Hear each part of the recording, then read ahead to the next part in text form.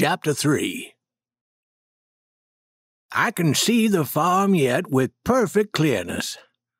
I can see all its belongings, all its details, the family room of the house, the vast fireplace piled high on winter nights with flaming logs, the lazy cat spread out in front of it, the sleepy dogs, my aunt in one chimney corner knitting, my uncle in the other smoking his pipe, the shiny and carpetless floor faintly mirroring the dancing flames, half a dozen children playing in the background.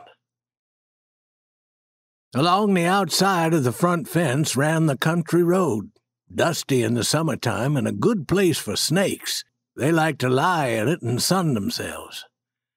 Beyond the road was a thick young woods, and through it a dim-lighted path led 1/4 mile.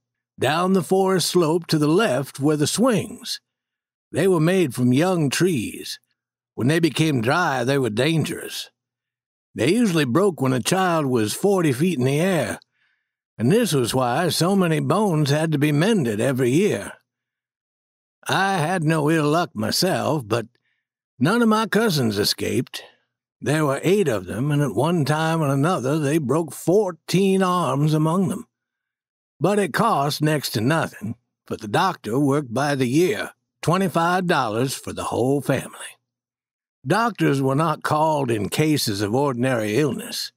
The family grandmother attended to those. Every old woman was a doctor and gathered her own medicines in the woods.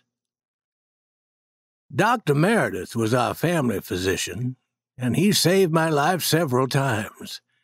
Still, he was a good man and meant well. Let it go. I was always told that I was a sickly and weak and tiresome and uncertain child and lived mainly on medicines during the first 7 years of my life.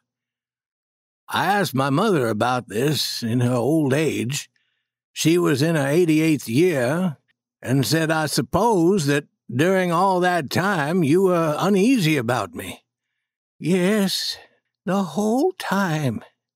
"Afraid I wouldn't live." After a thoughtful pause, she said, "No, afraid you would."